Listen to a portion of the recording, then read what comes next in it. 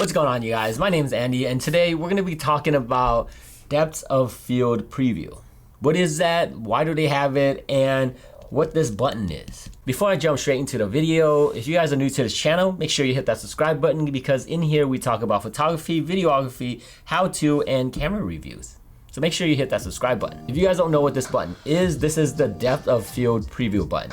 And it's actually pretty important when you're doing a shoot. Why is it here? Have you ever used it and how do you use it? So this button right here is super easy to press. So whenever you want to see a preview, you press it and you get to see it right away. What is depth of field preview? Depth of field preview is like at the aperture rate. This lens right here is a 1.8. The depth of field will open to 1.8 all the time.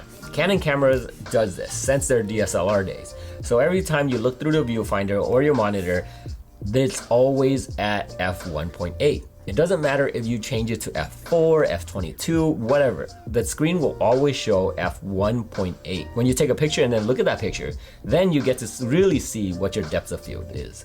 But everything before that point is always gonna be at the lowest aperture or the widest aperture, which is, for this lens, is a 1.8. If you wanted to see what the depth of field is before you take that picture, that's what this button is. So if you hold this button, you'll see the depth of field. And then you know, okay, that's about what I want. After you check this, now you know that throughout the whole shoot, that's what your depth of field is. So just continue on and do your shoot. That's exactly what this button is. And I don't recommend you switching it out anywhere else because it's nicely right here. As you're looking through the viewfinder, you can hold on to this and you'll see it right away. Any other spot is just too weird, and trust me, I've tried it. Why does it even exist? Why can't it just be shown all the time? The reason why it's always wide open is for the autofocusing.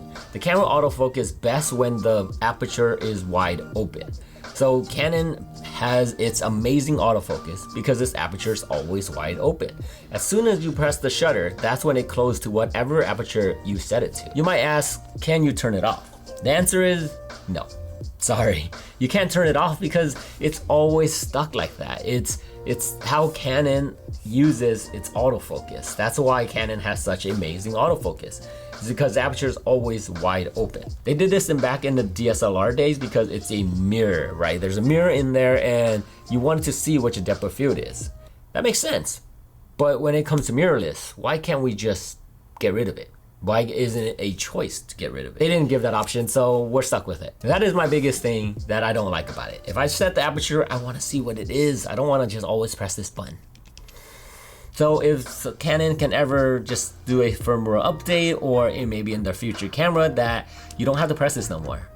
Like I said, I get it in the DSLR. I just don't get it in the mirrorless. Let me know what you guys think about this depth of field preview button and if Canon should get rid of it. I would really like to hear your thoughts on it. If you guys like this video, make sure you hit that like button. Subscribe if you guys haven't already, because if this is the second video that you watched from me already, make sure you hit that subscribe button. What are you waiting for? I'll catch you guys in the next one. Later.